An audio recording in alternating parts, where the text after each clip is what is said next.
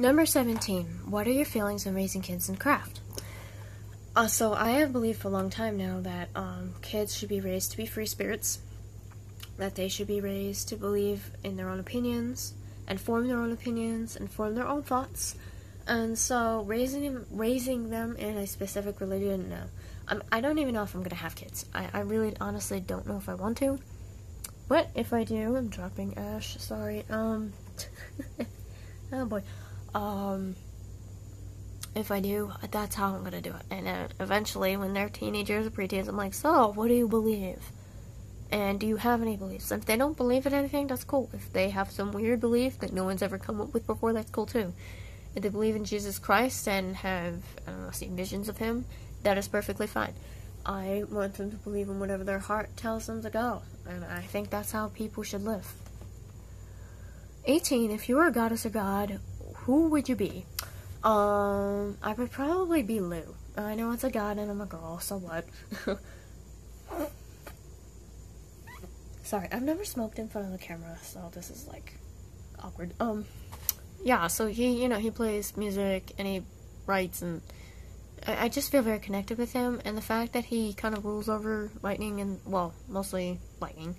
I love lightning and thunder so much, so it's one of my favorite types of weather, so I just feel a connection with them. And Boss, the Egyptian goddess, mostly just because she has a cat head. And I have cats, and I love cats, and I feel very in tune with them. 19 is to use astrology in your practice, and in what ways? Well, I don't really use it. I never have. I'm gonna do something with this thing. I've never been called to astrology, and I'm dropping shit. I really shouldn't do two things at once. I'm not coordinated enough. What was I saying? Use astrology. Yeah, no, I've never been pulled to it. All the signs and stuff, or been interested enough to find out about the signs. I think astrology is important somewhat to know who you are, your surroundings, but I don't know, practicing magic just didn't feel valuable. I don't know, it just didn't call to me. It still doesn't.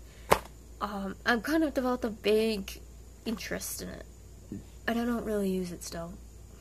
Did I just burp? Oh my god, I am so sorry. I am a compendium of awkwardness today. 20 is how could you practice dark magic and still respect the beliefs of Wicca? I've been thinking over this question, and I'm not sure how to answer it. See, I know in Wicca that you say anything Wiccans say, and I'm not Wiccan, but Wiccans do say that anything you send out comes back to you threefold. I don't know if I believe that entirely. I do believe it if what you're doing is just strictly for revenge or for your own selfish purposes. Yeah, I do, because, well, what you're doing is, okay, this is my take on revenge, but I feel just pure revenge is always a bit of a waste of time. If it doesn't have another purpose, like protecting somebody else, it's a waste, and I don't think it satisfies you. So in some cases, I do agree with the Wiccan law, but in some cases, I have a Dianic approach, meaning that, if you feel the person or place or thing just definitely deserves punishment, then you should send it out, and no problem. So I don't know. I think so for the most part I can respect it, while practicing dark magic, as long as it has another purpose besides my own. So, 21. Do you have any witches in your family? Besides me? No. Maybe kind of cool. It's kind of like not having other musicians in the family. Actually that's not true. I'm not the only musician. But I'm the only musician that I, personally know. That sounds weird, but, I do have a second cousin that's a violinist. But I don't really know a lot about her, and I wish I got to know her more, because, I think knowing her more would make me a better musician, and progress my career and whatnot. But, when it comes to witchcraft, it's kind of the same. There may or may not be a career involved, but, I wish I understood some more things, and I feel like if there was an older witch in the family, that would help. But yeah, no, I don't have another witch in the family. 22, what item can you not witch without? So basically everything that has to do with air. I love to use feathers and leaves and wands and things like that. My, sorry, my mind's going. Right, okay, so I'm a Taurus, and my element sign is Earth. While obviously, like any witch, I feel very connected to the earth and the soil underneath me and all that. Air is my primary element. I know that deep down inside. Everything in my life has to do with this element. Every time the wind comes, I feel it in my blood. Stuff like that. So, basically, every tool in the witchcraft, in witchcraft, that's to do with air, I can't live without. Especially my wand and incense. And especially cinnamon incense, which I've just found out in the last month or so, because I really can't meditate or ground myself anymore without smelling cinnamon, which I don't know how that makes me sound, but yeah, it's just really, cinnamon has become not only my favorite herb, but it's become a very important part of my pre-ritual and my pre-spell working. So 23, what is your favorite Sabbath or time of the year ritual? I don't know. I have no idea anymore. It keeps changing. You know, now that Mabon's almost approaching, it's Mabon, you know, stuff like that. So, I don't know. I mean, fall has become one of my favorite seasons. So, I mean, I guess, in general, the darker half of the year is more appealing to me. Or, I get it more, so.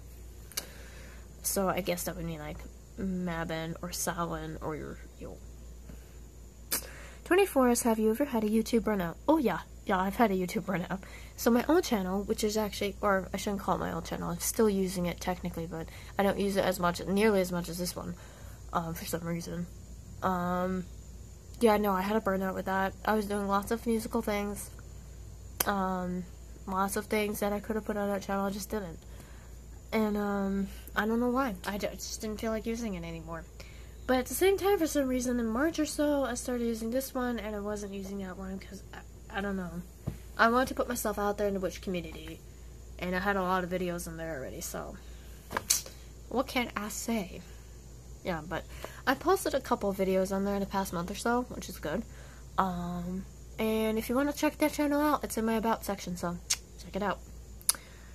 25 is favorite witchy, I can't read my own handwriting, again. Favorite witchy shop, what is my favorite witchy shop, and do they have an online store?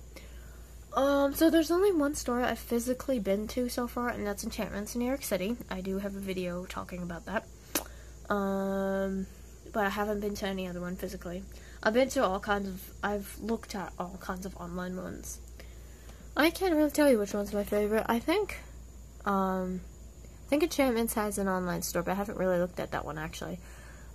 Physically, I really like it. It's small, it's intimate, and the staff is helpful. And they have all kinds of materials. And all kinds of books, so if you're a book freak, they have, like, everything you could possibly want. As for online, so far, actually, Joey Morris, who actually has a YouTube channel who I'm subscribed to, she makes the most beautiful and just objects that look like they are full of the spirit of the thing which she is trying to put in. It's so obvious. Her materials are gorgeous. They call to me, all of them. I wouldn't know which one to pick. I have to say that one. It's probably my favorite online store. So 6. When buying witching items, do they choose you or do they choose you or do you choose them? So I can tell you, I don't know, but when I brought my little candle